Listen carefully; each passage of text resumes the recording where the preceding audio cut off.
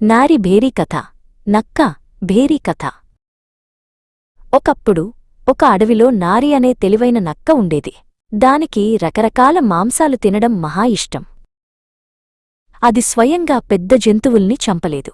కాబట్టి చనిపోయిన కళేబరాలను కాని సింహమో పులో చంపి వదిలేసిన మాంసాలను ఆరగిస్తూ ఉండేది.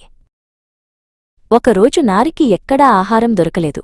ఆకలితో అలమటిస్తూ ఆహారం వెతుకుచూ అడవిలో చాలా దూరం బయలుదేరింది. అలా వెళ్తుండగా అది ఒక యుద్ధభూమికి చేరుకుంది.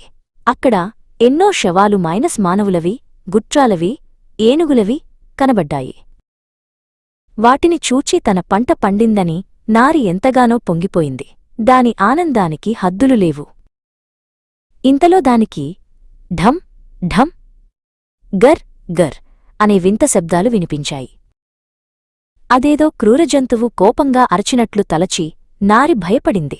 ఒక పెద్ద బండప్రక్కన దాగి కొంతసేపు ఆగిచూచింది.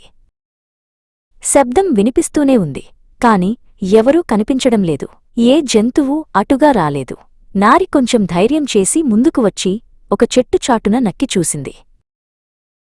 అక్కడ ఒక చెట్టు క్రింద యుద్ధభేరి ఉంది. గాలికి చెట్టుకొమ్మ ఒకటి దానికి తగలడం వల్ల ఆ చప్పుడవుతున్నదని గ్రహించింది. ఓరి దేవుడా, ఈ వెధవభేరి నన్నెంతగా హడలగొట్టింది అనుకుంటూ దానిపై గల చర్మాన్ని కొరికి తిన్నది. తరువాత అక్కడ ఉన్న ఆహారాన్ని కడుపారా కొన్నాళ్లు ఆరగించింది. నిజము తెలుసుకోక అదేదో జంతువని భయపడి ఆ ప్రాంతాన్ని వదిలి పారిపోతే చేజిక్కిన ఆహారం పోగొట్టుకునేదే గదా.